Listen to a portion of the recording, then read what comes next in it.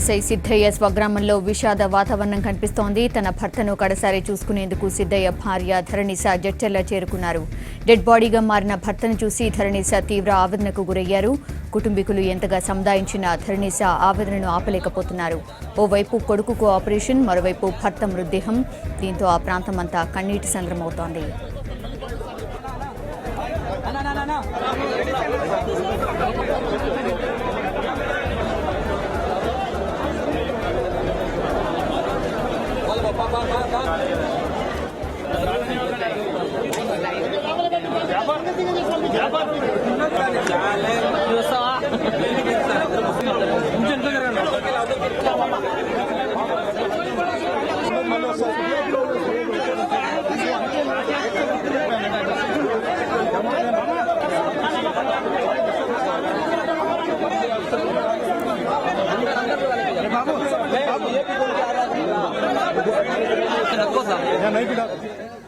సిద్ధయ్య స్వస్థలం కర్నూలు జిల్లా ఆళ్లగడ్డ. తండ్రి దస్తగిరిని మరణంతో నివాసాన్ని మహబూబ్నగర్ జడ్చర్లకు మార్చారు. 2008లో డిగ్రీ పూర్తి చేసిన సిద్ధయ్య హైదరాబాద్లో MBA కూడా చేశారు. 2010లో ఎస్ఐ జాబ్కు ప్రయత్నించి విఫలమయ్యారు. ఆ తర్వాత 2012లో రెండోసారి ఎస్ఐగా సెలెక్ట్ అయ్యారు సిద్ధయ్య. అయితే ఈ సిద్ధయ్య మరణం పెళ్లి రోజు ఒకటే కావడం విషాదం. కళ్ల ముందే కొడుకున్న చూడలేని పరిస్థితి ఆయనది. సిద్ధయ్య మరణించిన కామినేని ఆసుపత్రిలోనే ఆయన భార్య ధరణి శనివారం రాత్రి పండంటి మగబిడ్డకు జన్మనిచ్చారు. భర్త ఆసుపత్రిలో మృత్యువుతో పోరాడుతుంటే ఆమె ప్రసవించింది. సిద్ధయ్యను జాయిన్ చేసిన రోజే ఆయన భార్యకు డాక్టర్లు ఆపరేషన్ కూడా చేశారు. ఇక సిద్ధయ్య మృతిపై సీఎం కేసీఆర్ సంతాపం తెలిపారు. సిద్ధయ్య మృతదేహాన్ని సాయంత్రం కామినేని ఆసుపత్రి మార్చురీకి తరలించిన తర్వాత పోస్టుమార్టం నిమిత్తం ఉస్మానియాకు తరలించి ఆ తర్వాత పోస్టుమార్టం నిర్వహించి తలలో నుంచి బుల్లెట్ను కూడా తొలగించారు. అక్కడి నుంచి సిద్ధయ్య మృతదేహాన్ని ఆయన స్వగ్రామమైన మహబూబ్నగర్ జిల్లా జడ్చర్లకు తరలించారు. ఆ విజువల్సే మనం ప్రస్తుతం చూస్తూ ఉన్నాం. ఇవాళ మధ్యాహ్నం ప్రభుత్వ లాంఛనాలతో అంత్యక్రియలు నిర్వహించబోతున్నారు అధికారులు. సో జడ్చర్లలోని ఆలూరు రోడ్డు సమీపంలో తండ్రి సమాధి ఎక్కడైతే ఉందో అక్కడే ముస్లిం సాంప్రదాయ పద్ధతిలో అంత్యక్రియలు జరగబోతున్నాయి. ఈ కార్యక్రమంలో ఉప ముఖ్యమంత్రి మహమూద్ అలీ, వైద్య ఆరోగ్య శాఖ మంత్రి లక్ష్మారెడ్డి, డీజీపీ అనురాగ్ శర్మతో పాటు పలువురు అధికారులు పాల్గొనబోతున్నారు.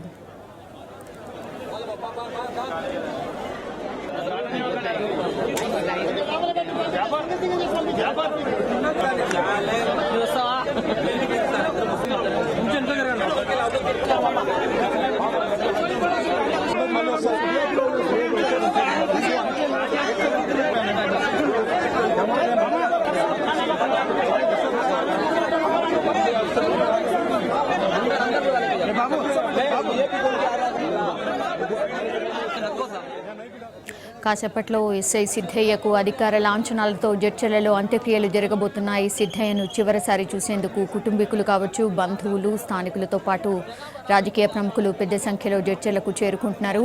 కాంగ్రెస్ సీనియర్ నేతలు, కేంద్ర మాజీ మంత్రి Jaipal Reddy, PCC chief Uttam Kumar Reddy, CLP నాయకుడు జానారెడ్డి, అలాగే PCC మాజీ చీఫ్ పొన్నాల లక్ష్మయ్య, సీనియర్ నేతలు DK అరుణ, శ్రీధర్ బాబు, మల్లు రవి సిద్ధయ్యకు నివాళులర్పించారు.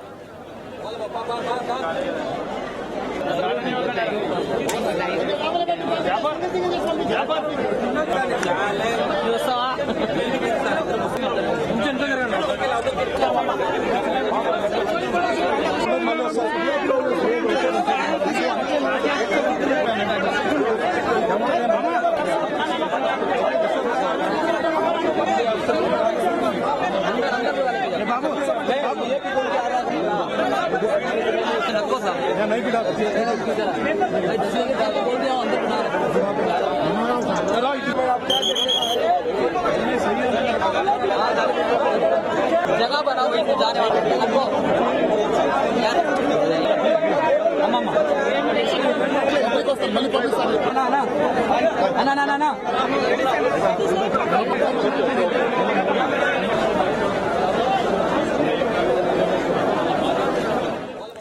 ఎస్ఐ సిద్ధయ్య స్వగ్రామంలో విషాదకర వాతావరణం కనిపిస్తోంది. తన భర్తను కడసారి చూసుకునేందుకు సిద్ధయ్య భార్య ధరణిస చర్చల చేరుకున్నారు. డెడ్ బాడీకి మారిన భర్తను చూసి ధరణిస తీవ్ర ఆవేదనకు గురయ్యారు. కుటుంబీకులు ఎంతగా సముదాయించిన ధరణిస ఆవేదనను ఆపలేకపోతున్నారు. ఓవైపు కొడుకుకు ఆపరేషన్, మరోవైపు భర్త మృతదేహం. దీంతో ఆ ప్రాంతమంతా కన్నీటి శోకసంద్రంగా మారిపోయింది.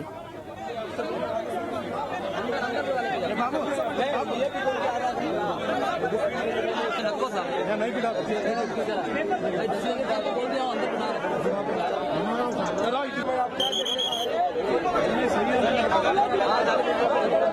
जगह बनाओ इनको जाने वाले हमको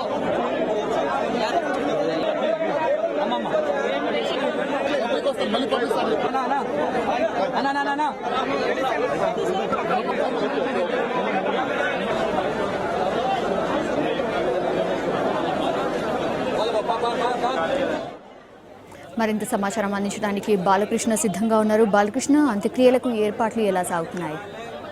సౌమ్య, దాదాపు అంత్యక్రియలకు ఏర్పాట్లన్నీ పూర్తయ్యాయి. అయితే మరికొద్దిసేపట్లోనే అంతిమయాత్ర ప్రారంభం కాబోతుంది. ఇప్పటికీ కాంగ్రెస్ పార్టీ నేతలంతా కూడా, ముఖ్య నేతలంతా కూడా అటు టీపీసీసీ చీఫ్ ఉత్తమ్ కుమార్ రెడ్డి, అలాగే మాజీ కేంద్ర మంత్రి జైపాల్ రెడ్డి, శ్రీధర్ బాబు, డీకే అరుణ, ముఖ్య నేతలంతా కూడా కొద్దిసేపటి క్రితమే ఎస్ఐ సిద్ధయ్య పార్థివ దేహం ముందు నివాళులర్పించారు. అయితే కొద్దిసేపట్లోనే అంతిమయాత్ర ప్రారంభం కాబోతుంది. అందుకు సంబంధించి ఏర్పాట్లన్నీ పూర్తయ్యాయి. పోలీసు లాంఛనాల మధ్య గార్డ్ ఆఫ్ ఆనర్ నిర్వహిస్తారు. ఇంటి దగ్గర నిర్వహించిన తర్వాత అంతిమయాత్ర ప్రారంభం అవుతుంది. నేరుగా 2 కిలోమీటర్ల మేర మొత్తం అంతిమయాత్ర సాగుతుంది. అయితే మొదటగా మసీదు వద్ద పార్థివ దేహాన్ని ఉంచుతారు ప్రజల సందర్శనార్థం. అనంతరం అంతిమయాత్ర కొనసాగుతుంది. అయితే దస్తగిరి ఎవరైతే సిద్ధయ్య తండ్రి సమాధి ఎక్కడైతే ఉందో అక్కడనే సిద్ధయ్యకు సంబంధించినటువంటి అంత్యక్రియలు కూడా నిర్వహించడానికి ఏర్పాట్లన్నీ పూర్తయ్యాయని చెప్పవచ్చు. సౌమ్య, ఎవరెవరు రాబోతున్నారు? ప్రభుత్వం తరఫున ఎవరెవరు అటెండ్ కాబోతున్నారు? సౌమ్య, ఇప్పటికైతే జిల్లా మంత్రులు లక్ష్మారెడ్డి రావడం జరిగింది. అలాగే జిల్లా మంత్రులు జుక్కల కృష్ణారావు, అలాగే జిల్లాకు సంబంధించినటువంటి ఎమ్మెల్యేలు రాబోతున్నారు. ఇప్పటికే కాంగ్రెస్ పార్టీ నేతలంతా మొదటిసారి రావడం జరిగింది. ఇంకా అధికార పార్టీకి సంబంధించిన నాయకులు 10 మంది మాత్రమే రావడం జరిగింది. అయితే మరి కొద్దిసేపట్లో వచ్చే అవకాశం ఉంది. బాలకృష్ణ, ఒక్క నిమిషం అలాగే లైన్ లో ఉండండి. ప్రస్తుతం జానారెడ్డి మీడియాతో మాట్లాడుతున్నారు. లైవ్ లో చూద్దాం. గంగిరెడ్డి పైన, ఆ తర్వాత నాగరాజు అనేటువంటి కానిస్టేబుల్ పైన మళ్లీ దాడి జరగటం, ఆ క్రమంలో గంగిరెడ్డి గాయపడటంతో పాటు నాగరాజు చనిపోవడం, ఆ తర్వాత సిద్ధయ్య తీవ్ర గాయాల పాలై హాస్పిటల్లో ఉండటం మీకు తెలిసినటువంటి. ఆ సందర్భంగా గత 4-5 రోజులుగా మృత్యుతో పోరాడుతూ నిన్న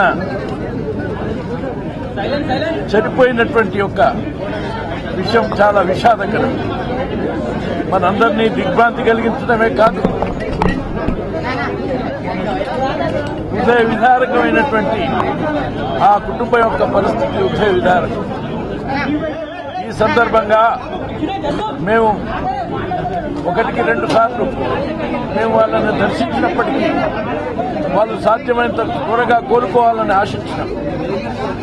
కానీ ఇది వక్రీకరించింది. మన సిద్ధయ్య మధ్యలో లేడు.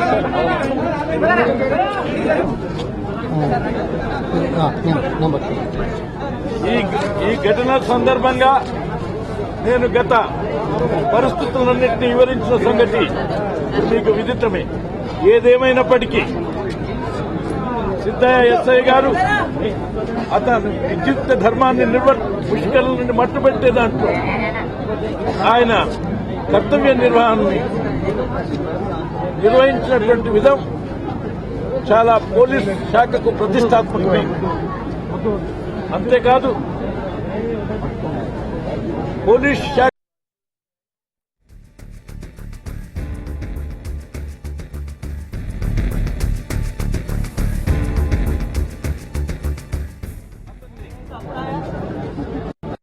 చిరస్మరణీయుడు అని చెప్పి ఈ సందర్భంగా తెలియజేస్తుంది. ఆ విధంగా ఆయన ఈ పోలీస్ శాఖకు ఆదర్శం, మొత్తం ప్రజలకు స్ఫూర్తి. అయినప్పటికీ ఆయన కుటుంబ పరిస్థితి విషాదకరంగా ఉన్న విధి నిర్వహణలో ఆయన నిర్వహించినటువంటి తీరు మొత్తం భారతదేశం, తెలంగాణ రాష్ట్రం ప్రజలందరూ కూడా గర్వించదగ్గది. ఈ సందర్భంగా ఆయన మరణాన్ని మన దిగ్భ్రాంతి తెలపడమే కాదు, ఆయన సానుభూతి సంతాపాన్ని తెలియజేస్తూ ఆ కుటుంబానికి అన్ని విధాలుగా తెలంగాణ రాష్ట్ర ప్రజలు యావత్తు కుటుంబంగా సహాయంగా ఉంటుంది. అదేవిధంగా ఇప్పటికే ప్రభుత్వం తెలియపరిచింది అవసరమైనటువంటి అన్ని రకాల సహాయం చేయడానికి ప్రభుత్వం నిర్ణయించింది. కుటుంబం అది సహజంగా పూర్తి చేస్తారు కాబట్టి నేను మళ్లీ చెప్పనవసరం లేదు.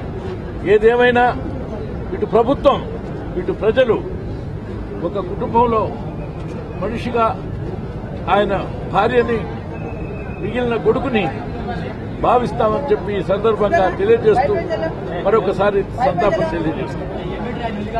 నిన్న జరిగిన ఎన్కౌంటర్ కాంగ్రెస్ పార్టీ ఏ రకంగా చూస్తారు? సమయం డిమాండ్ చేస్తుంది. రైట్, ఇది సందర్భం కానప్పటికీ ఇది సందర్భం కాదు. అయినా కూడా మీ విద్యుక్త ధర్మాన్ని మీరు నెరవేర్చడానికి ఈ ప్రశ్న సంధిస్తున్నారు. ఈ విషయంలో తగిన పూర్తి సమాచారం ఇంకా మాకు చేరలేదు. రాష్ట్ర ప్రభుత్వం ఇప్పటికే కొన్ని విషయాలు తెలియపరుచుంది. అందుకని మీకు ఏదేమైనా ఇది వాస్తవాల్ని ప్రభుత్వం ప్రజల ముందర పెట్టి ప్రజలకు అవసరమైందా లేదా తెలపాల్సినటువంటి అవసరాన్ని ప్రభుత్వానికి గుర్తు చేస్తుంది.